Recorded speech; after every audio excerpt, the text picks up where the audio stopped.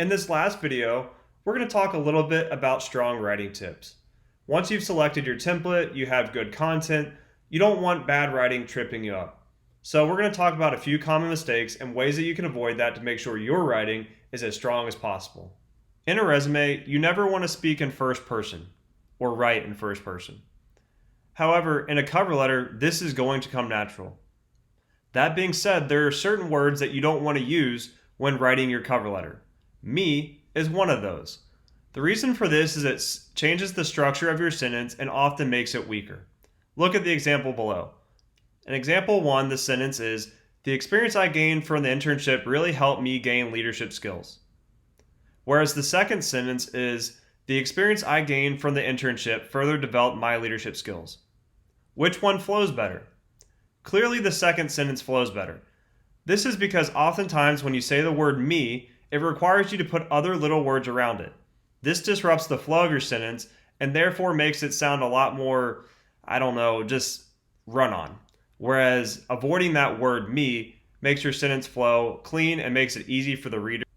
Our next tip is to avoid the phrase "I think" in your letter. This may sound obvious, but they know that. You're the one writing the letter, so everything in here is your opinion. But if you say "I think," it doesn't sound quite as confident as just making a statement. There's nothing wrong with just making a statement. Again, this is your letter, they know it's coming from you. So if someone were to tell you, "I think that an open and diverse workplace is key to a good work experience." Or if someone were to tell you that maintaining an open and diverse workplace is essential to providing a positive environment. Which one of those sentences is stronger? The second one, to me, seems pretty strong. It shows that you're not questioning what you think, you're just stating what you believe. There's no doubt in your mind that what you say is how you feel. In our third tip, we want to be concise. Again, a key part to a solid letter is making it easy for the reader to read, making sure things flow, and making sure that they don't have to go back and try and figure out what it is that you're trying to say. A lot of times, it's natural in the writing process to not be concise, but that's where editing and reading out loud can really help.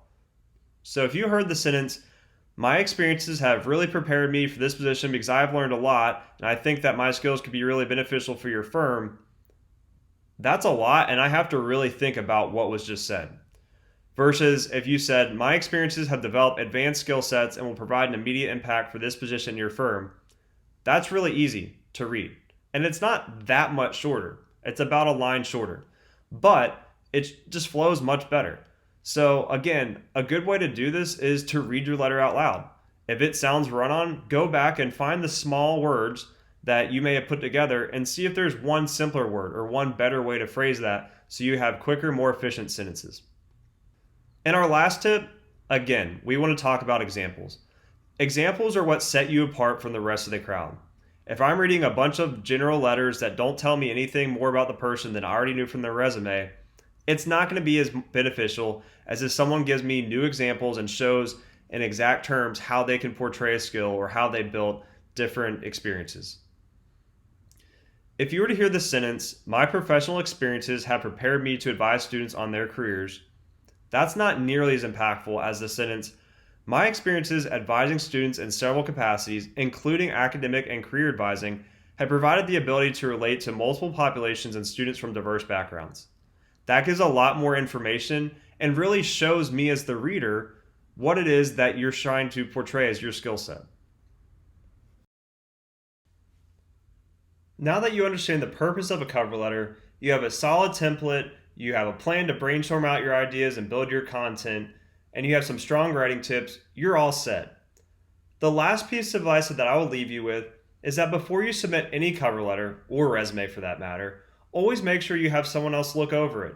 It's really easy as you edit and edit and edit to miss simple, easy things that you just overlook. Before I submit anything, I always have at least one or two people look at it for me. That could be a classmate, a teammate, a parent, or of course, any of your advisors in the Center for Career Development. If you're in a rush, always feel free to drop in for a walk-in Monday through Friday, 8:30 to 5. Even though we're not with you right now, these can be offered virtually through Handshake on the Events tab.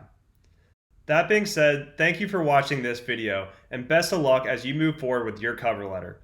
Never hesitate to reach out. We're happy to help. Thanks again and have a great day.